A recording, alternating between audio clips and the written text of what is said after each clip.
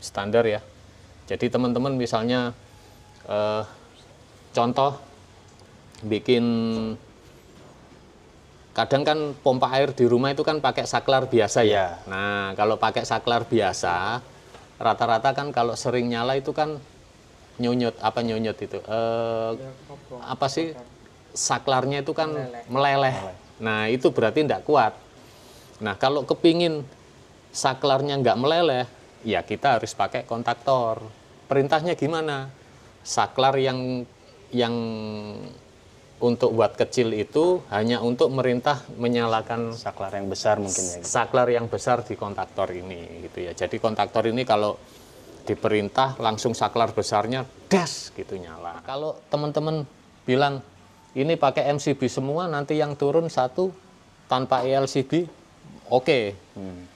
Tapi kalau misalnya input pertama dikasih ELCB, lalu di sini MCB semua, begitu di sini ada koslet satu jepret, ELCB pasti ikut jepret jadi ikut gitu semua. ya. Nah, jadi ujung-ujungnya tetap mati semua. Assalamualaikum warahmatullahi wabarakatuh. Waalaikumsalam warahmatullahi wabarakatuh. Hari ini kita sudah di rumah Pak Tesar ya, atau Om Tesar. Iya. Ini teman-teman ya, detik-detik menegangkan. Jadi banyak sesuatu hal baru yang harus kami terapkan ya. Untungnya beliau itu sangat luar biasa dan menguasai beberapa apa yang mau kita terapkan di chamber beliau ya. Iya. Jadi benar-benar di luar dugaan kita. Jadi nanti sistem filternya itu pakai MBBR ya? MBBR tapi yang huruf S. Yang huruf ada S. Seperti helix tapi dia S. Nge-S. Nah, itu ya. Nanti rencananya waktu itu mau MBBR semua. Benar. Terus saya minta izin untuk diberi 2 chamber untuk polishing dan static bed. Iya. Nah, jadi mekanisnya nanti kita double ya, dari RDF, lalu MBBR, lampu UV, Iya. terus MBBR lagi, baru statik untuk polishing aja ya. Lalu ada biologis 1 chamber. Nah, itu beliau nurutin kemauan kita. Ya. Rencananya kan hanya MBBR semua. Nah, saya kok ngeri gitu. Tapi beliau sama sekali tidak ada rasa takut, walaupun full MBBR. outdoor, ya full outdoor, full kepanasan dari pagi sampai sore, tapi pakai MBBR semua dan yakin jernih. Nah, itu kita harus berguru ke beliau itu. Tapi saya juga sudah minta izin, nanti kalau sudah selesai semua, kita mau ngobrol dengan Pak Tesar. Ada beberapa yang akan kita tanyakan ya. Iya. Jadi biar beliau sendiri yang menjawab kenapa pakai ozon, kenapa pakai RO, pakai nano bubble. Nah, banyak lagi. Terus kalau chiller memang sesuai kebutuhan, 18 PK ya. Benar. Lalu ada lagi nanti ada suntik injek entah apa mineral water itu ya. Nah, seperti itu, dan itu nanti fungsinya apa aja kita tanya satu-satu ya, karena salah satu pemakaian RO itu juga pro dan bukan pro dan kontra. Jadi antara wajib dan enggak wajib. Iya. Nah, kenapa harus pakai? Sama tadi kita juga sudah diskusi sama tukang taman kita ya, yang kita beri kepercayaan. Nanti secara desain sudah oke. Jadi adik kita sudah desain semuanya 3D. Cuman nanti ada beberapa request tanaman kan begitu ya. Nah, itu kita belum nyampe di sana. Jadi memang harus kita akui kita belum ahli di tanaman ya. Benar. Jadi kalau kita tidak mampu harus memaksakan, nanti mengecewakan customer, begitu.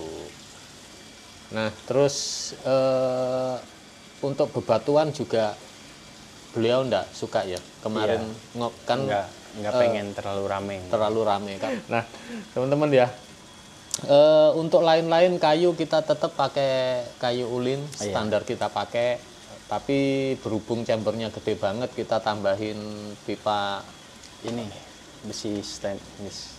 besi galvanis Ya. Nah, kita tambahin besi kotak galvanis supaya Lebih safety lah. Nah, karena memang chambernya itu los gede-gede, segede gaban semua. Iya. Bisa jadi kolam satu itu chambernya. Nah ini ya, habis ini kita lihat ke lapangan ya, nanti bagaimana nunggu Progres yang udah berjalan. Iya, jadi secara keseluruhan per hari ini selesai, tapi tinggal landscape-nya aja ya. Benar. Landscape, karena secara gambar menurut saya sudah top, luar biasa, bagus banget menurut saya. Dan cuman ada tambahan kayak pilihan tanaman pilihan itu kan saya kurang tahu, teman. Bukan kurang tahu jenisnya. Jenisnya apa aja kan saya nggak tahu. Jadi sehingga kita panggil kalau teman lama enggak, ya teman baru lah. Iya. Teman baru di bagian taman gitu ya. Jadi memang teman baru ini sudah lulus sensor dari beberapa customer kita ya. Iya. Semuanya puas dengan pekerjaan beliau. Jadi nanti ini kita lihat aja lah nanti tanaman apa, kembang apa, kita nggak tahu. Benar. Ayo kita lihat ke sana ya. Boleh. Nah, yuk kita lihat situasi kolamnya sekarang.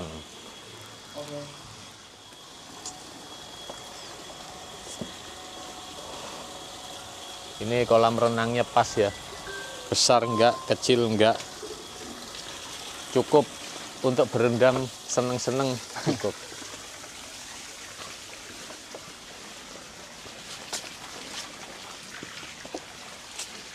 Nah ini teman-teman ya, jadi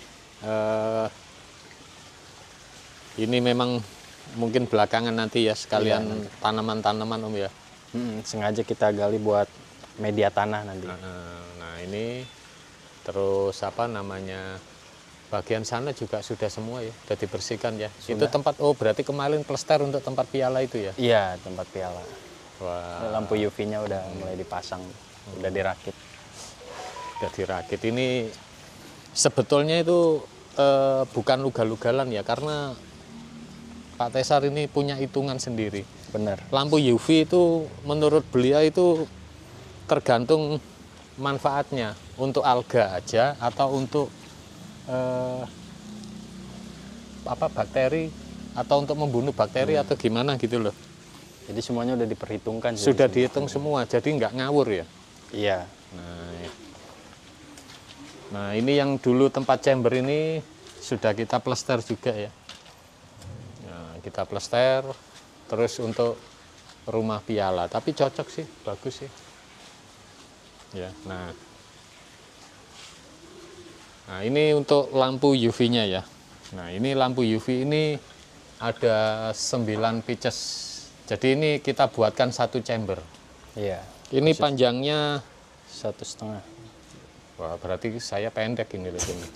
Enggak, lebih nih Om. 165 kalau nggak salah. Mungkin lampunya aja yang lampu 1,5 ya. Iya ininya aja nih. Iya. Lampunya aja, terus ya saya kan 170-an. Iyalah 160 ya. 160-an, 65 lah ini ya. Ini kita pakai 9, cuman berapa wattnya kita belum tanya ke beliau ya. Nah ini murni seperti lampu UV industri. Iya. Nah ini bukan ngawur teman-teman ya, sudah dihitung semua. Nah ini jadi kita banyak ilmu baru yang kita dapat di pekerjaan ini. Selain kita dapat rezeki, dapat teman, Iya. terus dapat rezeki ilmu juga. Ini pialanya juga tadi sudah dipel semua sih. Ini piala baru nih kayaknya, yang Asian Koi ini di Bogor. Oh itu tuh, 4. itu yang kemarin. Nah, ada 4 itu gede-gede itu, GC semua. Ya, tapi ikannya ya memang luar biasa. Nah ini polishingnya kita pakai ini juga, apa ini? Bukan, ini foam apa sih yang hitam itu loh namanya. Kalau gini lupa. Nah ini sebagian kita pakai mata lamet. Ini mata lamet ini ya. Jadi nanti rumah bakterinya dari mata lamet. Nah, yang ini RO. apa tadi? RO. Ini RO ya. Nah ini nggak apa-apa Mang, nggak apa-apa. Tenang aja. Nah ini RO ini juga sudah dihitung dengan beliau itu 1 liter berapa menit tadi lupa. Pokok enggak terlalu banyak ini. Jadi 1 bulan cuman 4 ton atau berapa gitu loh ini ya. Jadi beliau itu enggak mau 100% langsung RO gitu enggak. Jadi kayak air dicampur gitu aja lah. Oh, iya. Nah yang ini tabung chillernya. Nah ini masing-masing 3 PK ini. Nah ini masing-masing 3 PK sudah kita siapkan tempat di sini. Jadi nanti dari chamber pompa ngisi terus keluar lagi ke chamber pompa lagi gitu ya. Nah ini ya. Nah ini chamber pompanya gede banget. Nah ini yang colokan ini juga impor ya. Jadi colokan ini murni bebas air. Nah, sebetulnya ini enggak perlu ya. Kita mau pakai broko juga enggak masalah. Iya. Karena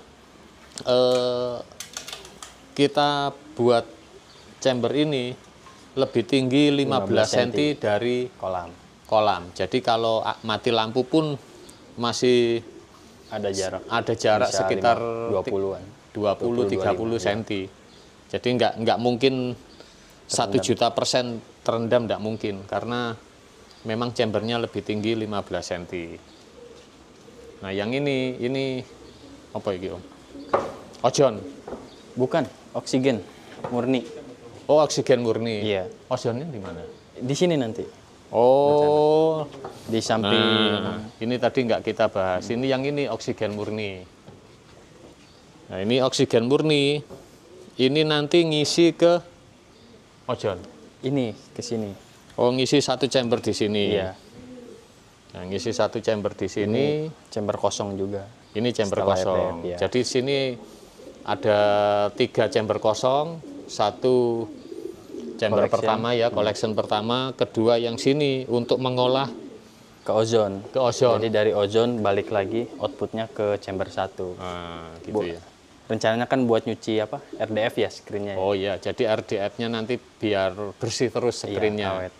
Jadi dari chamber kosong setelah RDF ini nanti ditarik ke tabung ozon, balik lagi ke chamber collection atau chamber ya. pertama.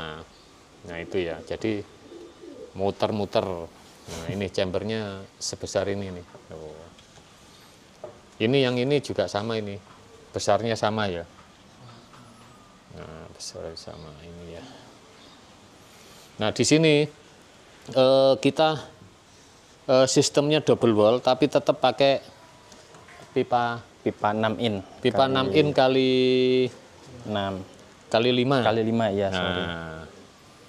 Soalnya kalau sistem double wall, kadang kan di sini pakai sekat ya. Iya. Nah itu kadang suka nyelip-nyelip katanya, nggak optimal. Jadi kalau kita pakai MBBR, kalau perpindahannya dari atas, ya kan, perpindahan dari atas itu kan ke bawah arus. Ya. Nah itu nanti kalau sudah nempel, ini sering bikin mampet. Nah oke, kita jawab lagi, kalau perpindahan dari bawah gimana? Nah sebetulnya kita kalau pakai apa K1 itu nggak masalah. Jadi semuanya seperti itu. Berhubung beliau itu pakai tipis yang kayak huruf S, takutnya itu pas rebahan gini, ini malah bikin mampet di tatakannya. Nah di sini nanti juga sama, sudah kita siasati, kita kasih apa sih, kayak aerasi itu loh, yang kayak tabung ini loh.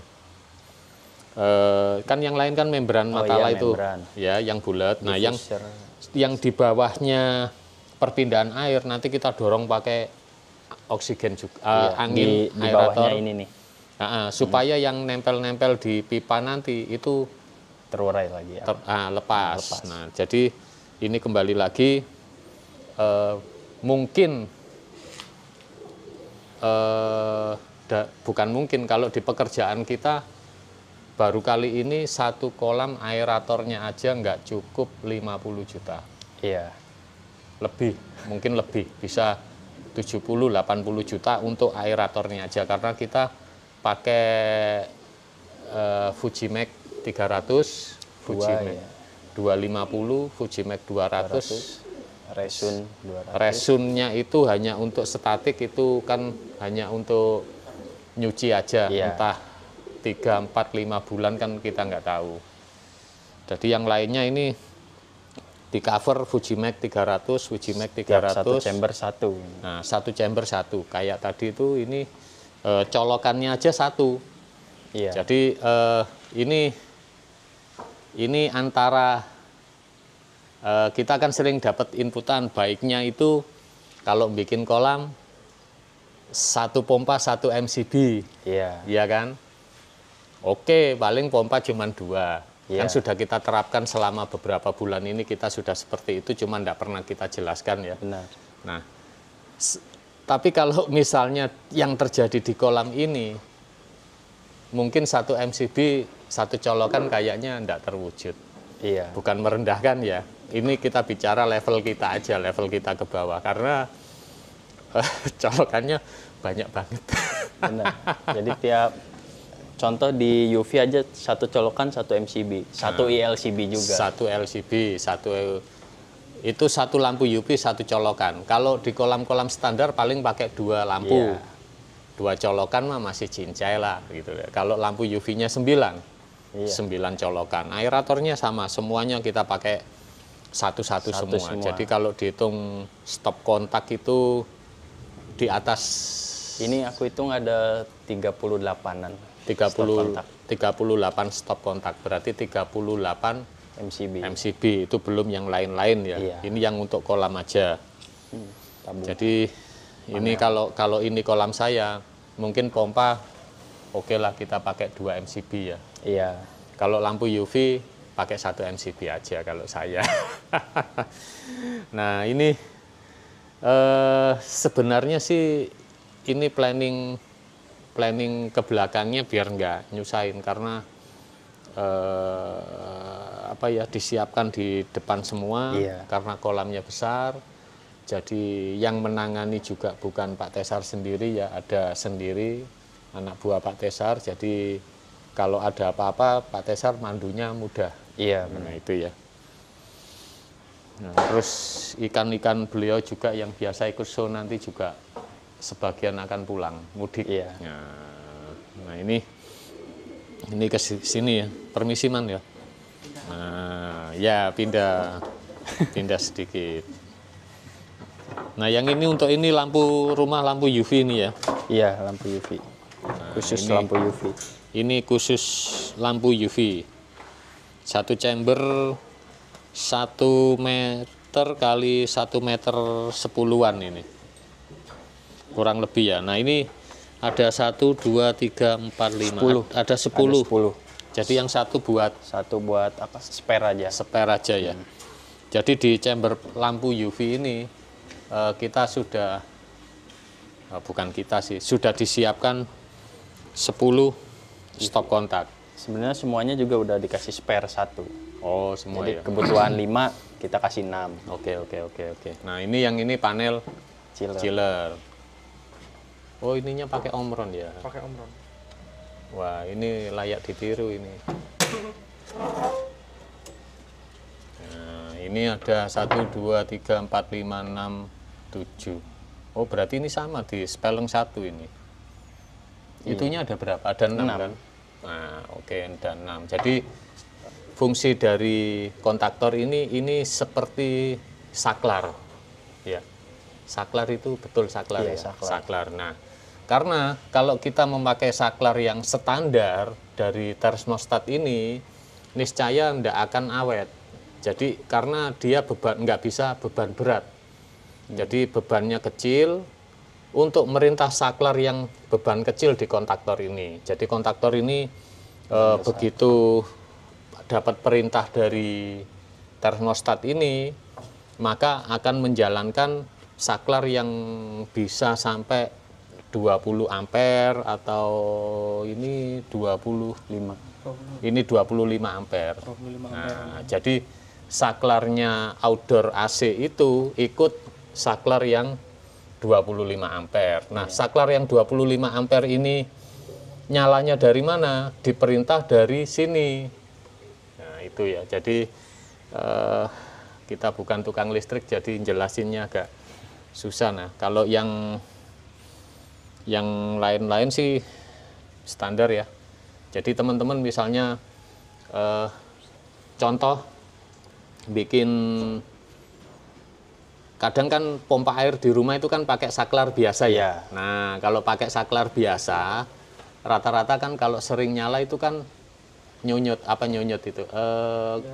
Apa sih? Saklarnya itu kan meleleh. Nah, itu berarti tidak kuat. Nah, kalau kepingin saklarnya nggak meleleh, ya kita harus pakai kontaktor. Perintahnya gimana? Saklar yang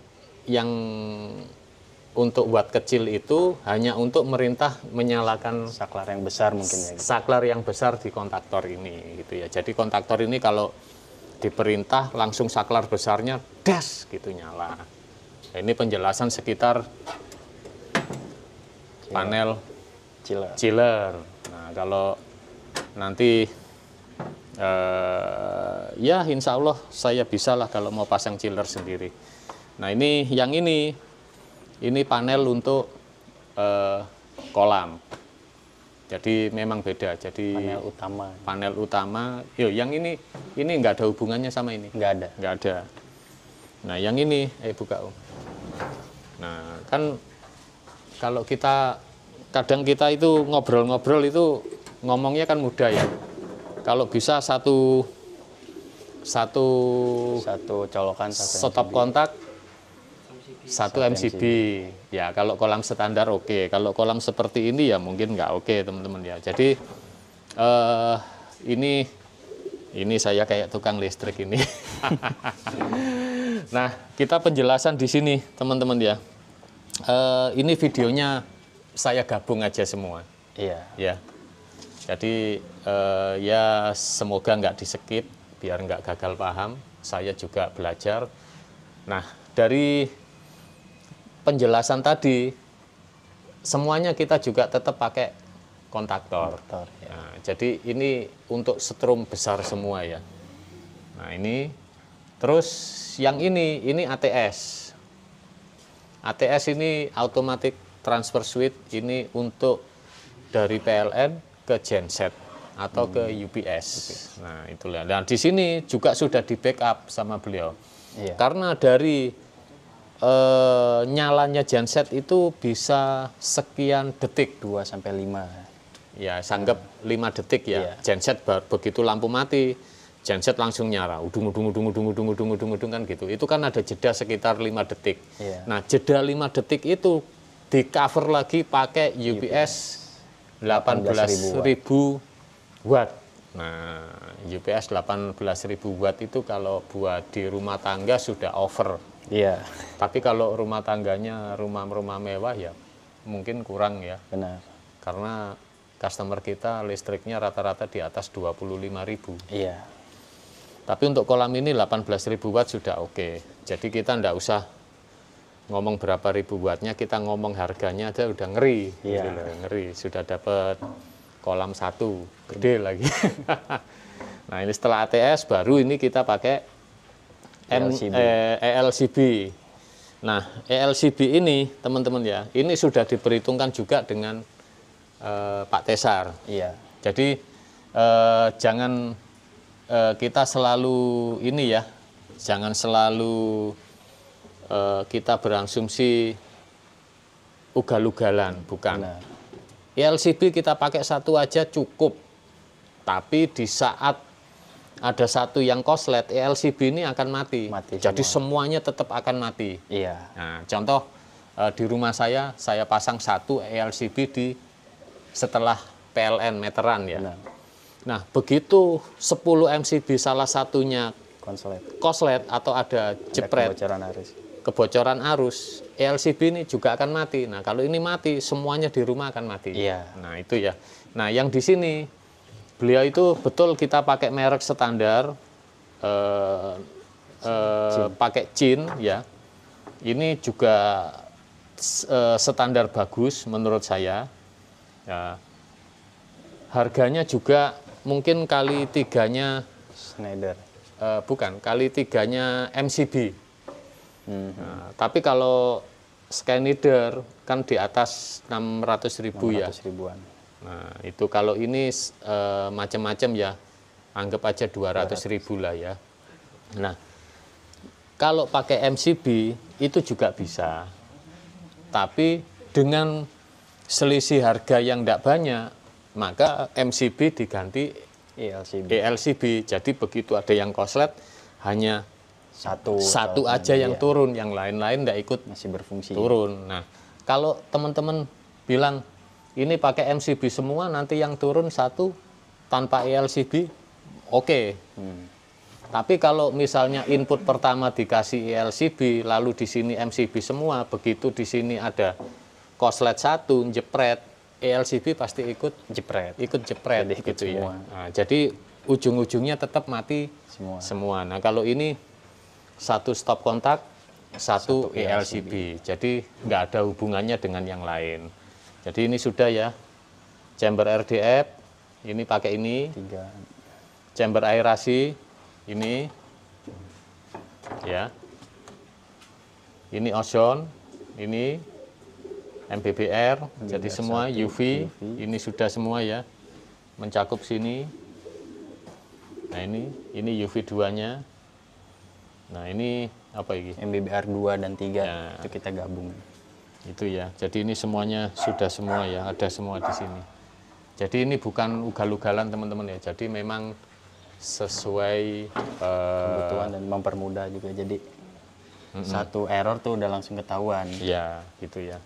Jadi antara pakai ELCB di paling depan, yang bawahnya MCB semuanya itu oke. Iya. Kalau lebih oke lagi ya seperti ini. Iya. Gitu ya. Nah ini sudah, wah videonya panjang ini nanti. Nah, tutup Om, yang ini Om. Segede lemari kulkas ya. Nah ini udah. Nah ini chamber statiknya di sini. Ini chamber statiknya juga gede banget ini. Nah ini ya. Memang saya minta besar biar tidak cepat clogging. Lain-lain apa sudah, yang lain sudah mungkin tinggal finishing kayu sama ini catnya yang untuk ban-banan ini nanti kita cat hitam ya, rubah cat hitam aja karena ini kurang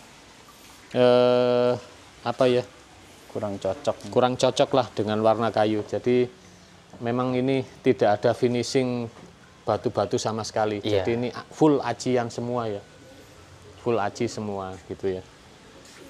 Nah nanti yang selanjutnya itu yang sini nanti tinggal batu sama landscape tanaman gitu ya. Mungkin cukup teman-teman ya, nanti kita bahas lagi. Insya Allah sih kurang dari 2 minggu sudah finish total. Iya. Ya. Bareng ini sama kalau Tasik masih nunggu bangunan yang lain selesai. Benar. Tapi minta disetting biar sirkulasi dulu. Nanti kalau sudah clean semua baru mulai nata-nata filter gitu ya. Mungkin ngisi ikan. Ya. Oke teman-teman, mungkin ada beberapa kalimat saya yang kurang sesuai atau kurang baik, karena memang spek di kolam ini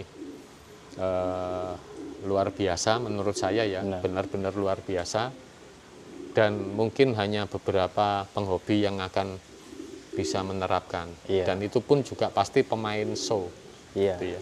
Atau juga mungkin saya yang belum tahu. Ya seperti itu. Oke teman-teman, sampai jumpa di video-video Trisnokoi selanjutnya. Wassalamualaikum warahmatullahi wabarakatuh. Waalaikumsalam warahmatullahi wabarakatuh.